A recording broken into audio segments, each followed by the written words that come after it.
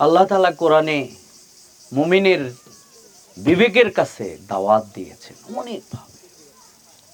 ইয়া আইয়ুহান নাস উবুদু রাব্বাকুমুল্লাযী খালাকাকুম ওয়াল্লাযীনা মিন ক্বাবলিকুম লাআল্লাকুম তাত্তাকুন। কিভাবে আমার গোলামি ছাড়া তোমরা অন্য কিছু করতে পারো? আমি তোমাদেরকে সৃষ্টি করেছি এই কাজটি করবার জন্য। আল্লাহ এই গরুর উদাহরণ দিয়েছেন যে তোমরা কি এই গরু, এই গাভী, এটি তোমরা দেখো না যে ঘাস খায়, কিন্তু ঘাস খাওয়ার পরে তার এক সাইড দিয়ে তোমাদের জন্য আমি কি জান্নাতি খাবার দুধ বের করি, আর তার পাশের নহরে কি দুর্গন্ধময় রক্ত গোবর। একই গরু, একটি নাক তুমি নিতে পারো না, একটি দুর্গন্ধ তুমি সইতেই পারো না, আর ওই জায়গা দিয়ে আমি বের করি তোমাদের জন্য সবচেয়ে সুস্বাদু খাবার। সুবহানাল্লাহ।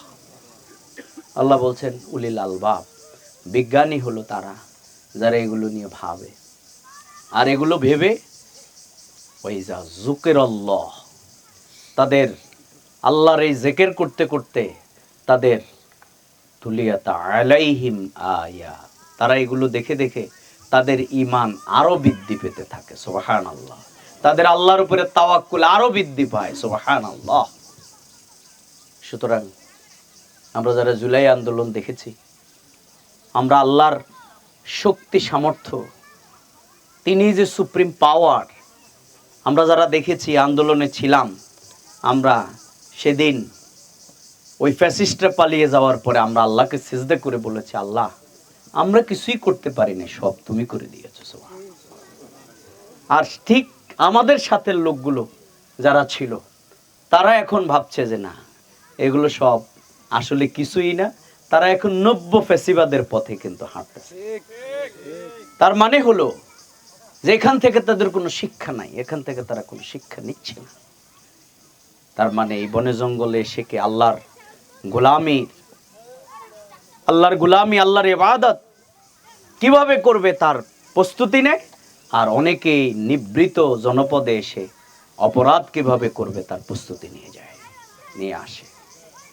প্রিয় ভাইরা, এই জন্য এই দুটি পথের আমরা সেই পথিক হিসাবে, সত্য পথের পথিক হিসাবে আল্লাহ তাআলা আমাদেরকে কবুল করেছেন। এই জন্য আমরা শুকরিয়া আদায় করি জোরে আলহামদুলিল্লাহ। প্রিয় ভাইরা, এই জন্য কাজ দুইটা। কয়টা? একটা হলো আল্লাহর গোলামি। এগুলো যে যত দেখবে, উপলব্ধি করবে, চিন্তা করবে, ফিকির করবে, জিকির করবে, তত তার আল্লাহর গোলাম হিসাবে তার আল্লাহর গোলামির প্রত্যেকটা দিক এবং বিভাগের যে ঘাটতি আছে সেটা সে পূরণ করবে। আল্লাহ মানুষকে দুই কাজের জন্য পাঠিয়েছে। একটি হচ্ছে আল্লাহর গোলামি, ওমা খালাকতুল জিন্না ওয়াল ইনসা ইল্লা লিয়াবুদুন, আর আরেকটি কাজ হচ্ছে খেলাফত।